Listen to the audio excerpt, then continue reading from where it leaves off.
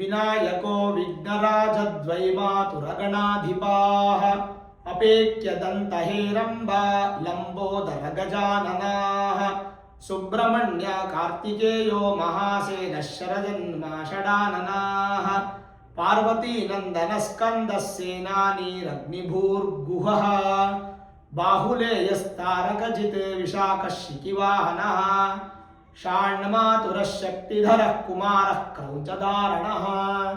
ಶ್ರೀ ಗುರುಭ್ಯೋ ನಮಃ. ಹರಿ ಓಂ.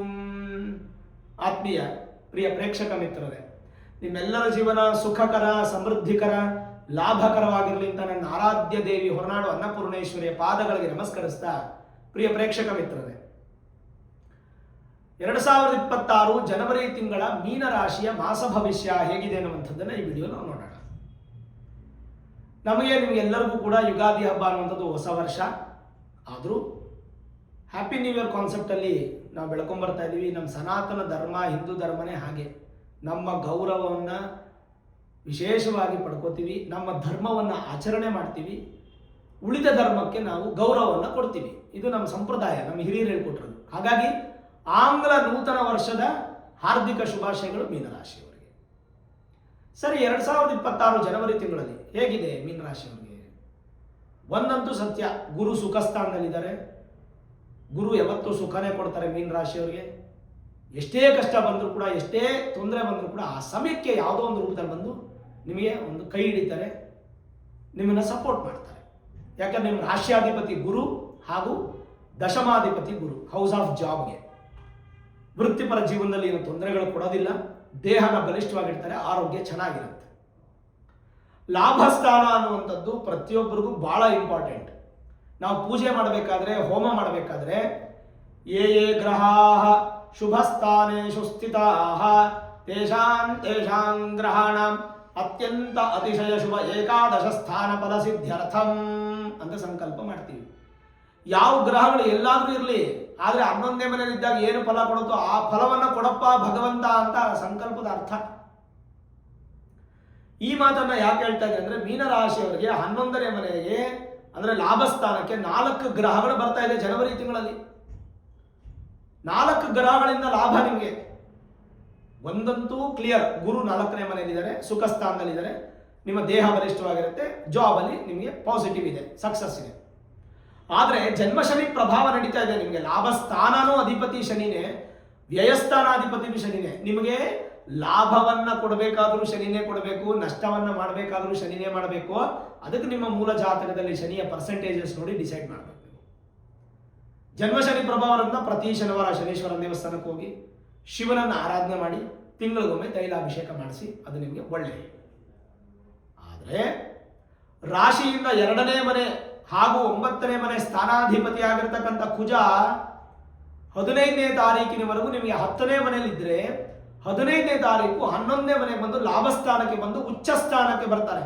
ಅಂದ್ರೆ ಎಕ್ಸಾಲ್ಟೆಡ್ ಪೊಸಿಷನ್ಗೆ ಬರ್ತಾರೆ. 2ನೇ ಮನೆ ನೋಡಿ, ನಿಮಗೆ ಕುಟುಂಬ ಬಲ ತುಂಬಾ ಜಾಸ್ತಿ ಆಗುತ್ತೆ. ಈ 2026 ಜನವರಿ ತಿಂಗಳಲ್ಲಿ ನಿಮಗೆ ಹಣದ ಆದಾಯ ಹೆಚ್ಚಾಗುತ್ತೆ, ಹಣ ಗಳಿಕೆ ತುಂಬಾನೇ ಡಬಲ್ ಟ್ರಿಬಲ್ ಆಗುತ್ತೆ, ನಿಮ್ಮ ಮಾತಿಗೆ ವ್ಯಾಲ್ಯೂಸ್ ಶುರುವಾಗುತ್ತೆ, ನೀವು ಅಂತ ಒಂದು ಓನರ್ಶಿಪ್ ಕ್ಲೈಮ್ ಮಾಡ್ತೀರಾ.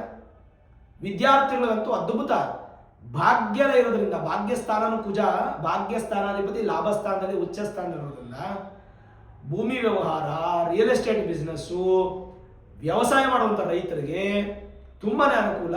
ನೀವು ಮನೆ ತಗೋತೀರಾ, ಸೈಟ್ ತಗೋತೀರಾ, ಫ್ಲಾಟ್ ತಗೋತೀರಾ, ಮನೆ ಕಟ್ತೀರಾ, ಈ ಥರದ್ದು ಏನೇ ಯೋಚನೆಗಳಿದ್ರು ಕೂಡ ಈ ಟೈಮಲ್ಲಿ ಅಪ್ಲಿಕೇಬಲ್ ಮಾಡಿ, ತುಂಬಾನೇ ಒಳ್ಳೆಯದು. ಅದಕ್ಕೆ ಹಣನೂ ನಿಮಗೆ ಭಗವಂತ ಸಪೋರ್ಟ್ ಮಾಡ್ತಾನೆ. ಯಾಕೆ ಅಂತಂದ್ರೆ ದ್ವಿತೀಯ ಸ್ಥಾನಾಧಿಪತಿ ಲಾಭಸ್ಥಾನದಲ್ಲಿದ್ದಾರೆ, ಭಾಗ್ಯಸ್ಥಾನಾಧಿಪತಿ ಲಾಭಸ್ಥಾನದಲ್ಲಿದ್ದಾರೆ. ಅವಾಗ ಕುಜ ನಿಮಗೆ ಮ್ಯಾಕ್ಸಿಮಮ್ ಪ್ಲಸ್ ಪಾಯಿಂಟ್ ಆಯಿತು. ಮೀನರಾಶಿಯಿಂದ 3ನೇ ಸ್ಥಾನಕ್ಕೂ ಹಾಗೂ 8ನೇ ಸ್ಥಾನಕ್ಕೂ ಅಂದ್ರೆ ಧೈರ್ಯ ಹಾಗೂ ಅದೃಷ್ಟ ಸ್ಥಾನಕ್ಕೂ ಅಧಿಪತಿಯಾದಂಥ ಶುಕ್ರ 12ನೇ ತಾರೀಕಿನವರೆಗೂ 10ನೇ ಮನೆಯಲ್ಲಿದ್ದು 50-50% ಅಲ್ಲಿದ್ದು 12ನೇ ತಾರೀಕಿಗೆ ಅವರು ಲಾಭಸ್ಥಾನಕ್ಕೆ ಬರ್ತಾರೆ. ಶುಕ್ರನಿಂದ ಲಾಭ, ಹೆಂಡತಿಯಿಂದ ಗಂಡನ ಲಾಭ, ಗಂಡನಿಂದ ಹೆಂಡತಿಗೆ ಲಾಭ, ವಾಹನದಿಂದ ಲಾಭ. ವಾಹನ ಚಾಲಕರು, ಮಾಲೀಕರು, ವಾಹನ ಕೊಳ್ಳುವಂಥವರು, ಸೇಲ್ಸ್ ಅಂಡ್ ಸರ್ವಿಸ್ ಮಾಡುವಂಥವರು, ಸಿನಿಮಾ ನಟನಟಿಯರು, ಡ್ಯಾನ್ಸು ಅಥವಾ ಸ್ಪೋರ್ಟ್ಸು, ಮ್ಯೂಸಿಕ್ಕು, ಕಲೆ ಎಲ್ಲದಕ್ಕೂ ಸಪೋರ್ಟ್ ಮಾಡುತ್ತೆ, ಎಲ್ಲದಕ್ಕೂ ಸಪೋರ್ಟ್ ಮಾಡುತ್ತೆ ಶುಕ್ರನಿಂದ ವಿವಾಹ ಯೋಗ ಇದೆಲ್ಲ 12ನೇ ತಾರೀಕು ಜನವರಿ ತಿಂಗಳಿಂದ ನಿಮ್ಗೆ ಸಿಗ್ತಾ ಬರುತ್ತೆ. ಲಾಭದಲ್ಲೇ ಸಿಗುತ್ತೆ, ಬಿಕಾಸ್ ಲಾಭಸ್ಥಾನಕ್ಕೆ ಬಂದ್ಬಿಡ್ತಾರೆ. ಇನ್ನು ರಾಶಿಯಿಂದ 4 ಮತ್ತು 7ನೇ ಸ್ಥಾನದ ಅಧಿಪತಿ ಆಗಿರತಕ್ಕಂಥ ಬುಧ 17ನೇ ತಾರೀಕಿನವರೆಗೂ ಅವರು ದಶಮ ಸ್ಥಾನದಲ್ಲಿ 50-50% ಇದ್ದು 17ನೇ ತಾರೀಕು ಬುಧನು ಕೂಡ ನಿಮ್ಗೆ ಲಾಭಸ್ಥಾನಕ್ಕೆ ಬಂದುಬಿಡ್ತಾರೆ. ಮೀನರಾಶಿಗೆ ಸುಖಸ್ಥಾನ, ಸುಖವನ್ನ ಕೊಡುವಂಥವ್ರು, ಸುಖಸ್ಥಾನದಲ್ಲಿ ಗುರು ಇದ್ದಾರೆ, ಸುಖವನ್ನ ಕೊಡುವಂಥವ್ರು ವಿವಾಹ, ಪಾರ್ಟ್ನರ್ಶಿಪ್ ಬಿಸ್ನೆಸ್ಸು ಮತ್ತೆ ಶುಭ ಕಾರ್ಯ ಸ್ಥಾನಕ್ಕೆ ಅಧಿಪತಿ ಆದಂಥ ಬುಧ ಅವರು ಲಾಭಸ್ಥಾನಕ್ಕೆ ಬಂದು ಇದೆಲ್ಲ ಪ್ಲಸ್ ಪಾಯಿಂಟ್ ಮಾಡಿ ವಿದ್ಯೆ, ವ್ಯಾಪಾರ, ಬುದ್ಧಿ 3 ಹೆಚ್ಚಿಸ್ತಾರೆ. ನಿಮ್ದು ಅಲ್ಲದೆ ಇರ್ತಕ್ಕಂಥ ಹಣ ಬಂದು ಸಂಗ್ರಹ ಆಗುತ್ತೆ, ನಿಮ್ದು ಅಲ್ಲದೆ ಇರ್ತಕ್ಕಂಥ ಭೂಮಿ ಬಂದು ಸಂಗ್ರಹ ಆಗುತ್ತೆ. ಅದೇನು ಗುರುಗಳೇ, ನಾವು ಕಷ್ಟಪಟ್ಟಿದ್ದೆ ನಮಗಿಲ್ಲ, ಬೇರೆಯವ್ರದ್ದು ಹೆಂಗೆ ಬರುತ್ತೆ? ಅದೃಷ್ಟ ಭಗವಂತ ಹೆಂಗೋ ಕೊಡ್ತಾನೆ. ಜನವರಿ ತಿಂಗಳಲ್ಲಿ ಹಣದ ಗಳಿಕೆಯಲ್ಲಿ ಮೀನರಾಶಿಯವರು ಪ್ರಥಮ ಸ್ಥಾನದಲ್ಲಿರ್ತಾರೆ. ಅದು 15ನೇ ತಾರೀಕು ನಂತರ ಇನ್ನೂ ವಿಶೇಷ, ತುಂಬ ಅದ್ಭುತ. ಕಾರಣ ಕುಜ 15ನೇ ತಾರೀಕು ಲಾಭಸ್ಥಾನಕ್ಕೆ ಬಂದರೆ ಅಲ್ಲಿಂದ 45 ದಿನಗಳು ಅಲ್ಲೇ ಇರ್ತಾರೆ. ಟೋಟಲಿ 45 ಡೇಸ್, ಫೆಬ್ರವರಿನೂ ದಾಟಬಿಡುತ್ತೆ. ಹಾಗಾಗಿ ಜನವರಿ ತಿಂಗಳಲ್ಲಿ 15ನೇ ತಾರೀಕು ಬಂದ ಮೇಲೆ ತುಂಬಾನೇ ವಿಶೇಷ. ಎಷ್ಟೋ ವರ್ಷಗಳಿಂದ ಆಗದೆ ಇರ್ತಕ್ಕಂಥ ಕೆಲಸಗಳೆಲ್ಲ ಆಗ್ಬಿಡುತ್ತೆ. ಕೋರ್ಟು ಕಚೇರಿ ಸಮಸ್ಯೆಗಳು ದೂರ ಆಗುತ್ತೆ, ನಿಮಗೆ ಬರಬೇಕಾಗಿರ್ತಕ್ಕಂಥ ಹಣ ಸಂದಾಯ ಆಗುತ್ತೆ, ಆಸ್ತಿ ಕೈಗೆ ಬರುತ್ತೆ. ಎಚ್ಚರ ಏನಪ್ಪ ಅಂದರೆ ಅಪಘಾತ ಆಗುವಂಥ ಸಾಧ್ಯತೆ, ಆಕ್ಸಿಡೆಂಟ್ಸು, ಅಪಘಾತಗಳು. ಹುಷಾರಾಗಿ ಗಾಡಿ ಓಡಿಸ್ಬೇಕಾರೆ, ಕಾರ್ ಓಡಿಸ್ಬೇಕಾರೆ, ಬಸ್ ಓಡಿಸ್ಬೇಕಾರೆ, ಲಾರಿ ಓಡಿಸ್ಬೇಕಾರೆ ಹುಷಾರಾಗಿ, ಮೆಟ್ಟು ಇಳಿಬೇಕಾದ್ರೆ ಹುಷಾರಾಗಿರಿ.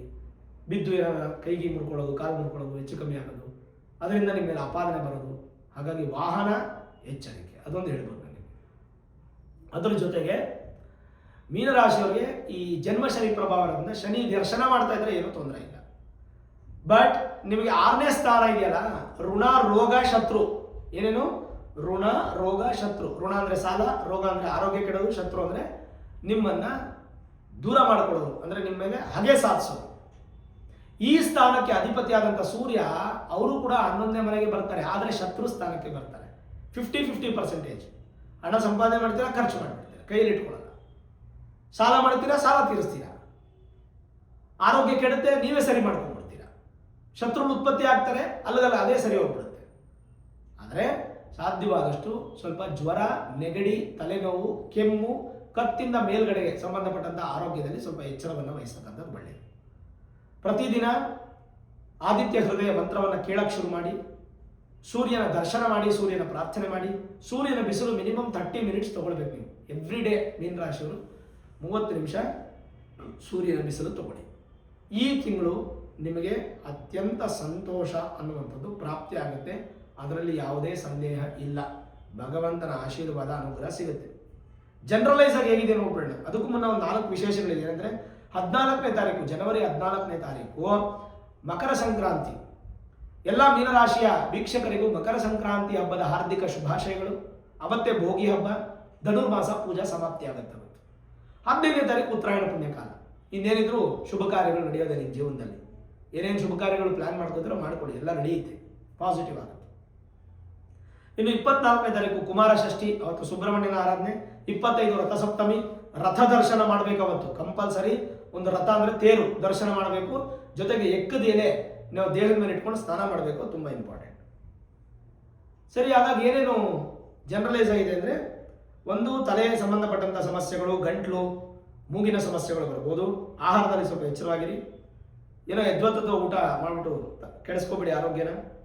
ಬೆಲೆ ಬಾಳುವ ವಸ್ತುಗಳನ್ನು ಖರೀದಿ ಮಾಡ್ತೀರಾ. ತಿರುಗಾಟ ತುಂಬ ಚೆನ್ನಾಗಿರುತ್ತೆ. ದೇವರ ದರ್ಶನಗಳೆಲ್ಲ ತುಂಬ ಚೆನ್ನಾಗಿ ಮಾಡ್ತೀರಾ.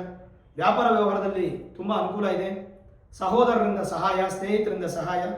ನೀವು ಯಾರು ನಂಬಿರ್ತೀರೋ, ನಿಮ್ಗೆ ಯಾರು ಕೆಲಸ ಕೊಟ್ಟಿರ್ತಾರೆ, ನೀವೊಂದು MNC ಕಂಪನಿಲಾದರೂ ಇರಿ, ಅಥವಾ ನೀವೊಂದು ಹೋಟ್ಲಲ್ಲಿ ಕೆಲಸ ಮಾಡ್ತಾ ಇರಿ, ಅಥವಾ ನೀವು ಬಟ್ಟೆ ಅಂಗಡಿಯಲ್ಲಿ ಕೆಲಸ ಮಾಡ್ತಾ ಇರಿ, ನಿಮ್ಗೆ ಸಂಬಳ ಕೊಡೋಂಥ ದಣಿಗಳ ಬಗ್ಗೆ ನೀವು ಅಪಹಾಸ್ಯ ಮಾಡಬೇಡಿ, ಅವ್ರ ಬಗ್ಗೆ ಕೆಟ್ಟದಾಗಿ ಹೇಳ್ಬೇಡಿ. ಅದು ತುಂಬ ಇಂಪಾರ್ಟೆಂಟ್. ಯಾಕೆಂದರೆ ನಿಮ್ಮ ಗುರುಬಲನೂ ಇಲ್ಲ, ಶನಿ ಬಲನೂ ಇಲ್ಲ. ಅದರಿಂದ ಸ್ವಲ್ಪ ನಿಮಗೆ ಕೆಲಸದಲ್ಲಿ ಸ್ವಲ್ಪ ತೊಂದರೆ ಆಗ್ಬಿಡೋ ಸಾಧ್ಯತೆ ಇರುತ್ತೆ. ಅದು ಒಂದಾಯಿತು. ಎರಡನೇದು, ಅಧಿಕ ಧನಲಾಭ ನಿಮಗಿದೆ, ಬಟ್ ಅದನ್ನು ಉಪಯೋಗಿಸ್ಕೋಬೇಕು. ಪೂಜಾ ಮತ್ತು ಹೋಮಗಳಲ್ಲಿ ಪಾಲ್ಗೊಳ್ಳುವಿಕೆ, ದಾನ ಧರ್ಮಗಳಲ್ಲಿ ಹೆಚ್ಚಿನ ಆಸಕ್ತಿ, ಸಂತೋಷದ ವಾತಾವರಣ, ಮಿತ್ರರಿಂದ ಸಪೋರ್ಟು, ಸ್ನೇಹಿತರಿಂದ ನಿಮಗೆ ಸಪೋರ್ಟ್ ಸಿಗೋದ್ರ ಜೊತೆಗೆ ಬಂಧುಗಳಿಂದ ಸಪೋರ್ಟ್ ಸಿಗುತ್ತೆ. ವಾಹನ ಚಾಲನೆ ಎಚ್ಚರವಾಗಿದೆ, ಅದೊಂದು ಹೇಳ್ತೀನಿ ನಾನು. ಎತ್ತ ಕಾರ್ಯಗಳಲ್ಲಿ ಜಯಪ್ರಾಪ್ತಿ, ಕೆಲಸ ಕಾರ್ಯಗಳಲ್ಲಿ ಅಧಿಕ ಅಭಿವೃದ್ಧಿ ಇದೆ. ದೇಹಾಲಸ್ಯ ದೂರ ಆಗುತ್ತೆ. ಸ್ವಲ್ಪ ವಿಶ್ರಾಂತಿ ಆಗಾಗ ತಗೊಳ್ಳೋದು ಒಳ್ಳೆಯದು. ತೃಪ್ತಿದಾಯಕವಾಗಿರುತ್ತೆ ಅಂದರೆ ಕೆಲಸ ಕಾರ್ಯಗಳಲ್ಲಿ ಅನುಕೂಲ ಆಗುತ್ತೆ. ಭೂ ಸಂಬಂಧಪಟ್ಟಂಥ ವ್ಯಾಪಾರದಲ್ಲಿ ಅತ್ಯಂತ ಜಯ. ನೂತನ ವಸ್ತುಗಳು, ವಸ್ತ್ರಗಳು, ಒಳ್ಳೆ ಬಟ್ಟೆ ತಗೊಳ್ಳೋದು, ಚಪ್ಪಲಿ ತಗೊಳ್ಳೋದು, ಹೀಗೆ ನೀವು ಒಂದು ಸ್ವಲ್ಪ ಆಡಂಬರ ಜೀವನ ನಡೆಸ್ತೀರ. ಶುಭ ಕಾರ್ಯಗಳು ನಡೆಯುವಂಥ ಎಲ್ಲ ಲಕ್ಷಣಗಳು ಮೀನರಾಶಿಯವರು ಕಾಣ್ತಾ ಇದೆ. ಈ ತಿಂಗಳು ನೀವು ಹುಷಾರಾಗಿರ್ಬೇಕಾದ್ರೆ 2 ವಿಚಾರದಲ್ಲಿ, ಒಂದು ಶನೀಶ್ವರನ ದೇವಸ್ಥಾನಕ್ಕೆ ಹೋಗಬೇಕು, ಶನಿ ದರ್ಶನ ಮಾಡಬೇಕು, ತಿಂಗಳಿಗೊಮ್ಮೆ ತೈಲಾಭಿಷೇಕ ಮಾಡಿಸ್ಬೇಕು, ಸೂರ್ಯನ ನಮಸ್ಕಾರ ಮಾಡಬೇಕು, 30 ನಿಮಿಷ ಸೂರ್ಯನ ಬಿಸಿಲು ಪ್ರತಿದಿನ ತಗೊಳ್ಬೇಕು, ವಾಹನದಲ್ಲಿ ಎಚ್ಚರವಾಗಿರಬೇಕು, ಆ್ಯಂಡ್ ಪುಣ್ಯಕ್ಷೇತ್ರಗಳ ದರ್ಶನ ಮಾಡ್ತೀರಾ. ಆಕಸ್ಮಿಕ ಧನಲಾಭ ಬರುತ್ತೆ. ಭಾಳ ವರ್ಷಗಳಿಂದ ಆಗದೇ ಇರತಕ್ಕಂಥ ಕೆಲಸಗಳು ಈ ತಿಂಗಳಲ್ಲಿ ಆಗಿ ಪರಿಪೂರ್ಣ ಆಗುತ್ತೆ. ಯಾಕಂದರೆ 45 ದಿನಗಳು, ಜನವರಿ 15ರಿಂದ 45 ದಿನಗಳು ನಿಮಗೆ ಕುಜ ರಾಜಯೋಗನ ಕೊಡ್ತಾ ಇದ್ದಾರೆ, ಅದನ್ನು ಅನುಭವಿಸಿ.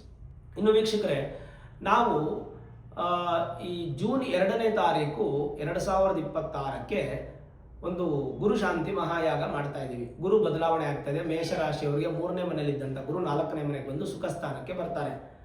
ಇದರ ಸಲುವಾಗಿ ಜೂನ್ 2ನೇ ತಾರೀಕು ಈ ಗುರು ಶಾಂತಿ ಮಹಾಯಾಗವನ್ನು ಮಾಡ್ತಾ ಇದ್ದೀವಿ. ಈ ಯಾಗ ಬಂದು ಎಲೆಕ್ಟ್ರಾನಿಕ್ ಸಿಟಿಯಿಂದ ಹೊಸೂರು ಹೋಗುವಂಥ ರೋಡಲ್ಲಿ ಅತ್ತಿಬೆಲೆ ಅನ್ನುವಂಥ ಜಾಗದಲ್ಲಿ ನಡೆಯುತ್ತೆ. ಅದರದೊಂದು ಲೊಕೇಶನ್ ಅದೆಲ್ಲ ನಾನು ನಿಮಗೆ ಇನ್ನೊಂದು ನೆಕ್ಸ್ಟ್ ಮಂತ್ ವಿಡಿಯೋ, ಅದಕ್ಕೆ ಮಾರ್ಚಲ್ಲೋ ಏಪ್ರಿಲಲ್ಲೋ ನಾನು ಪಿನ್ ಪಾಯಿಂಟ್ ಮಾಡ್ತೀನಿ. ಈ ಪೂಜೆಗೆ ನೀವು ಪಾಲ್ಗೊಳ್ಬೇಕು ಅಂತಂದರೆ ಪಾಲ್ಗೊಳ್ಬೇಕು. ಯಾಕಂದರೆ ನನ್ನ ಹತ್ರನೇ ಅಂತಲ್ಲ, ನೀವು ಎಲ್ಲಾದರೂ ಮಾಡಿಸ್ಬೋದು, ಒಟ್ಟು ಮಾಡಿಸ್ಕೊಳ್ಳಿ. ಈ ಪೂಜೆಗೆ ನೀವು ಪಾಲ್ಗೊಳ್ಬೇಕು ಅಂದರೆ ನಿಮ್ಮ ಗೋತ್ರ, ನಕ್ಷತ್ರ, ರಾಶಿ, ಹೆಸರು, ಪಿನ್ ಕೋಡ್ ಸಮೇತವಾಗಿ ಪೋಸ್ಟಲ್ ಅಡ್ರೆಸ್ಸನ್ನು ನೀವು ವಿಶೇಷವಾಗಿ ನಾನೊಂದು ನಂಬರನ್ನು ಹೇಳ್ತೀನಿ, 8431384001. ಈ ನಂಬರ್ಗೆ ಫೋನ್ ಮಾಡಿ ನೀವು ರಿಜಿಸ್ಟ್ರೇಷನ್ ಪ್ರಾಸೆಸನ್ನು ಕಂಪ್ಲೀಟ್ ಮಾಡಿಕೊಂಡು ಬುಕ್ ಮಾಡಿಕೊಂಡ್ರೆ ವಿಶೇಷವಾಗಿ ನಿಮ್ಮ ಹೆಸರಲ್ಲಿ ಈ ಒಂದು ಗುರುಶಾಂತಿ ಮಹಾಯಾಗ ನಡೆಯುತ್ತೆ. 1 ಲಕ್ಷ ಸ್ವಾಹಾಕಾರದ ಗುರುಶಾಂತಿ ಮಹಾಯಾಗ, ಅದರ ಜೊತೆಗೆ ಗಣಪತಿ ಹೋಮ, ನವಗ್ರಹ ಹೋಮ, ಅದರಲ್ಲಿ ಶನೇಶ್ವರ ಹೋಮ ವಿಶೇಷವಾಗಿ ನಡೆಯುತ್ತೆ. ಮೃತ್ಯುಂಜಯ ಹೋಮ, ಆಯುಷ್ಯ ಹೋಮ, ನಕ್ಷತ್ರ ಹೋಮ, ಮಧುಮಿಶ್ರಿತ ಕಮಲ ಪುಷ್ಪ, ಶ್ರೀ ಸೂಕ್ತ, ಮಹಾಲಕ್ಷ್ಮಿ ಹೋಮವನ್ನು ಮಾಡಲಾಗುತ್ತೆ. ಈ ಹೋಮಕ್ಕೆ ನೀವು ಪಾಲ್ಗೊಳ್ಬೇಕು ಅಂತಂದರೆ 1,001 ರೂಪಾಯಿ ನೀವು ಅಮೌಂಟನ್ನು ಪೇ ಮಾಡಬೇಕಾಗುತ್ತೆ ಒಬ್ಬರಿಗೆ. ಕರುಂಗಲಿ ಮಾಲೆ ಅನ್ನುವಂಥದ್ದು ನಿಮಗೆ ಪೂಜೆಲಿಟ್ಟು ಪ್ರಸಾದ ಮನೆಗೆ ಬಂದು ತಲುಪುತ್ತೆ. ಅದಕ್ಕೆ ಪೋಸ್ಟಲ್ ಅಡ್ರೆಸ್ ಸಮೇತವಾಗಿ, ಪಿನ್ ಕೋಡ್ ಸಮೇತವಾಗಿ ನೀವು ಕಳಿಸ್ಕೊಡ್ಬೇಕು.